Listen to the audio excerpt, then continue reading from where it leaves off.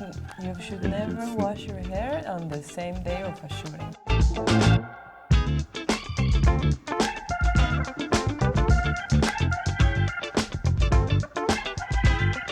Everybody knows it. Look, nobody here washed his hair.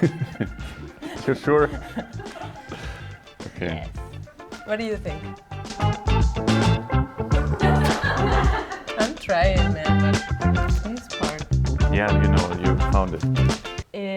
So, ¿prefieres inglés? Because mejor inglés, ¿no? Pero, sí. Claro que sí. It can also be German, Italian, Estonian, what do you want? Very international program. Exactly. Carlis, how are you?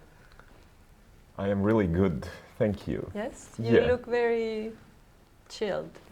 I look chilled because I am at the end of a 10-month marathon and I can finally relax and wait for my diploma. It was completely different compared to my bachelor's program. The teachers were more relaxed and the environment was safe environment where you were allowed to do mistakes or to ask questions and nobody was judging you that you don't know something. For me, it was a new way to study. The new learning paradigm, because compared to my previous education, the teachers are so different.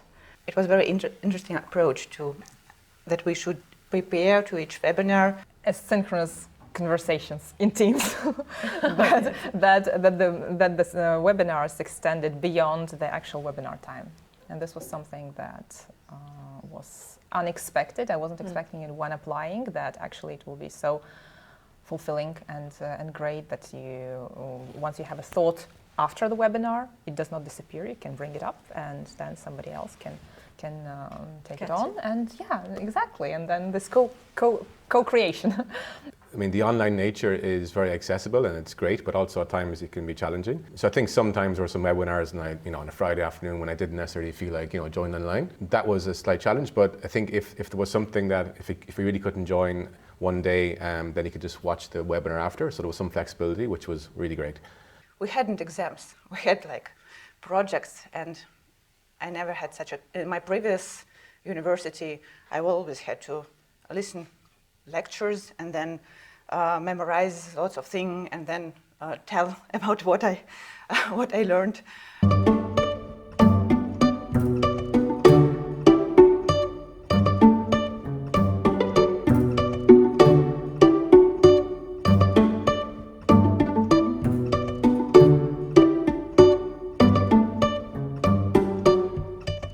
Yes. Hi, Dragan. Hello, Ceci. Are you nervous? Not really. You don't look nervous.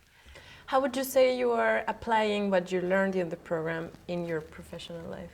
Good question. The technology that we were learning, the tinkering things, I was able to tinker new things that I can actually implement it in my class, the Miro board, ChatGPT, and then some other things. Well, actually, one of the main aspects of my thesis was using artificial intelligence as a tool for reflection. And actually, I'm using it in my own job with my own students while they're in teaching practice, using the same tools that I developed in the thesis. So I think that's a real example of how we could use it in my professional life. Yeah. And then also the pedagogical skills that we have learned from other topics, the new learning paradigm, and then the other topics. So they were really very helpful. All the work, practical work that I did in my classroom, so I could apply all the things that I learned and test it in practice, which was really good. You start to question, you start to change the perspective, you start to try to re-evaluate your own teaching practice, your own practice at your workplace, maybe from your teaching profession back in the days. So this was thinking about different topics, changing their perspective. I think this was one of the most important things for me in this program. And of course, I really enjoyed the August session and the fact that I could meet all of you guys and get new friends. It definitely was one of the highlights of the program, also because the content and the material that we were engaged with during that period was really interesting and for me also very new, and then was a very important foundation for the one-year program online later to really work out socially. During the online seminars, it was not so awkward because we were partying before and attending lectures, and the collaboration would be really weird if I would not know you in person. Yes. So that was a really cool thing. Was there anything you didn't like? Sometimes it was difficult to, well, control the timelines, the deadlines, to combine with, with the work. It was driving me crazy at the point, and then I had to reach out to Joy and then ask, because I know she has a family as well, that's okay. Are you facing the same thing I'm facing? And then she explained to me that, Vivian, I am also like you. So that gave me a driving force. Okay, there are people out there like me that are struggling, so I can do this if they can. And she gave me a word of encouragement that, Vivian, you can do it, keep pushing. Because at a point, I almost, write to Emmanuel that I think I have to pause this program. I can't continue. So it was really tough at some point to manage your own free time, your work, your studies. And you got to finish your thesis then in 2 years, if I understand? The first year I was mostly concentrated on courses. That is why I did not have enough time to concentrate properly on the thesis work. And the second year I was concentrated solely on thesis and ended up with good result. If you want to engage in this program, go for it. I totally recommend it, but be aware of the workload that is awaiting you. But at least during this program I had the chance to learn a bit Estonian. I'm grateful for that. And I can now understand that the salmon has 50% off when they say it in radio stations. So. That is a great skill to have.